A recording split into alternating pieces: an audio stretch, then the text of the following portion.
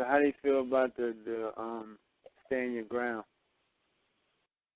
Oh, I couldn't care less about that kind of nonsense, about the stand your ground thing. Whatever you think is necessary and proper for your survival, nobody can judge you.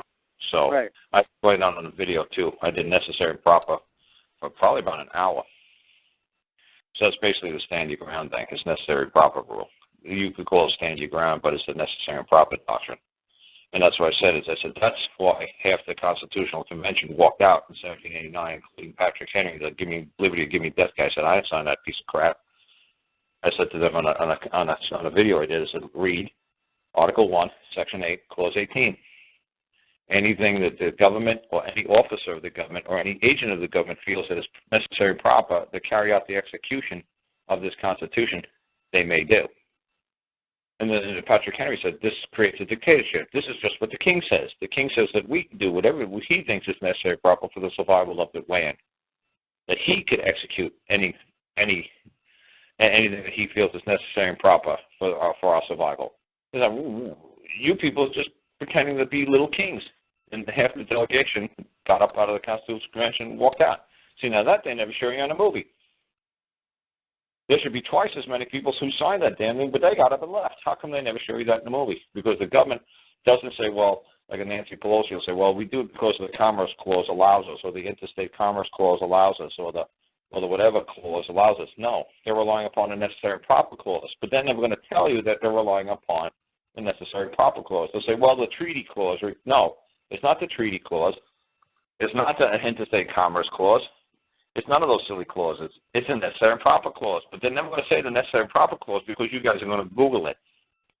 And you guys are going to learn a history like I did that half the delegation left the Constitutional Convention way back when. As soon as they said, you pull that damn Clause 18 out or we're out of here. So obviously that's the last clause because they realized, well, you know, by putting Clause 18 in there that says basically anything we wish to do at any time we wish to do it, for any reason we wish to do it, we can do it. We're just going to do it. They didn't need to write anything more for themselves. They already had it right there.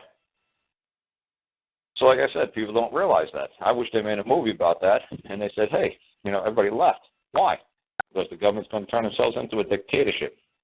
At will, anytime it wishes to. Anytime it believes that it's got enough guns and enough personnel and enough money and enough control over its citizenship, it's going to fucking citizenry, it's going to take over because they feel it's necessary and proper. And that's what they walked out of the convention. They said, you know what, eventually the government's going to get so big, based upon this clause, that you people will be slaves. You people will be just a whole bunch of little kings running around. It's going to turn right back to merry old England. And they said, we don't want no part of this. We're not signing that piece of filth. And they left. Why do you think they left? Go study it. But like I said, that kind of stuff is hard to find.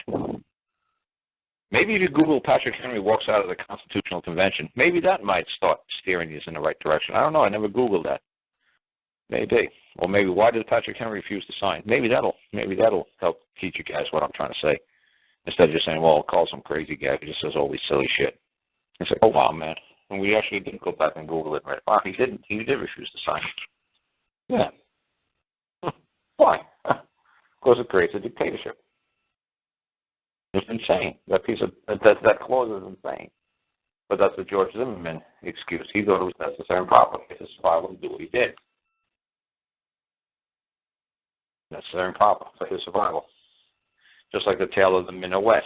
I say about the sea captain who had a boat, had a ship. It was at one time a British commercial vessel, but it went into private hands, his hands, and then he had 3 people working, and they had to eat the cabin boy when that ship crashed and they were in a rowboat.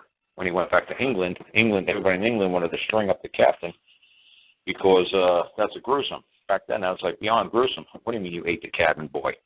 It's like, well, you know, I apologized to his mom, and his mom was like leading the hang the captain fucking parade. But they said, no, he had to do what he thought was necessary and proper for the survival of. It was under his domestic authority. It was his rule. He got to choose what he wanted to do on his ship. And once you boarded his vessel, you were totally under his authority 100%. There's not a damn thing you can complain about it when you get back to somebody else's domestic authority. You can't say, hey, my husband just beat the crap out of me. Well, hey, what domestic authority were you under? His. Well, hey, there's nothing we can do about it. Well, hey, my husband just ate all my children. Oh, well, what do I tell you? You on his boat? Oh, well, what do you want me to tell you?